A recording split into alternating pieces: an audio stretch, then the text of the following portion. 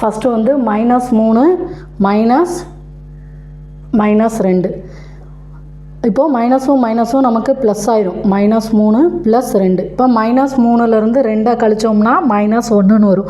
அதாவது ஒன்று வந்து ப்ளஸ் சிம்பிளில் இருக்குது, இன்னொன்று மைனஸ் சிம்பிளில் இருக்குது. அப்போது கழிச்சிட்டு பெரிய நம்பருக்கு என்ன சிம்பிள் இருக்கோ அதுதான் போடுவோம். அடுத்து ரெண்டாவது பாருங்கள்.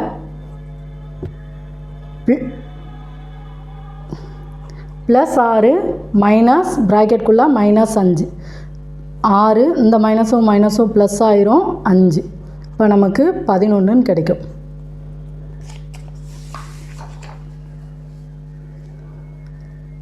அடுத்து எடுத்துக்காட்டு 1.1ல் ஃபஸ்ட்டு வந்து 70லிருந்து -40 கழிக்க.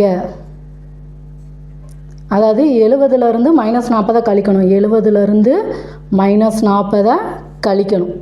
இப்போ 70 -40ன்னு போட்டுறக்கூடாது. 70லேருந்து -40 கழிக்கணுங்கிறதுனால 70 மைனஸ் ப்ராக்கெட்குள்ளே -40. இப்போ இந்த மைனஸும் ப்ளஸ் ஆயிருமா? அப்போ 70 + 40. இப்போ நமக்கு 110ன்னு கிடைக்கும்.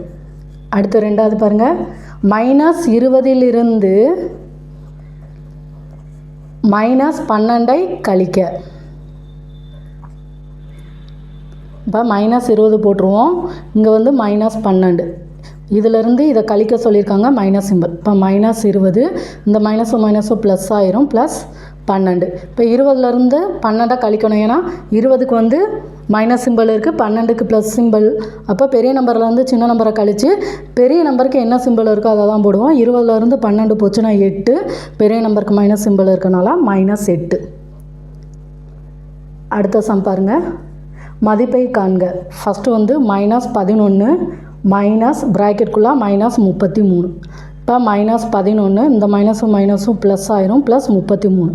இப்போது இதிலேருந்து இதை கழிப்போம். கழிச்சிட்டு பெரிய நம்பருக்கு என்ன சிம்பிளோ அதை போடுவோம். இப்போ +22ன்னு வரும். அடுத்து பாருங்கள். -90 மைனஸ் ப்ராக்கெட்குள்ளே -50.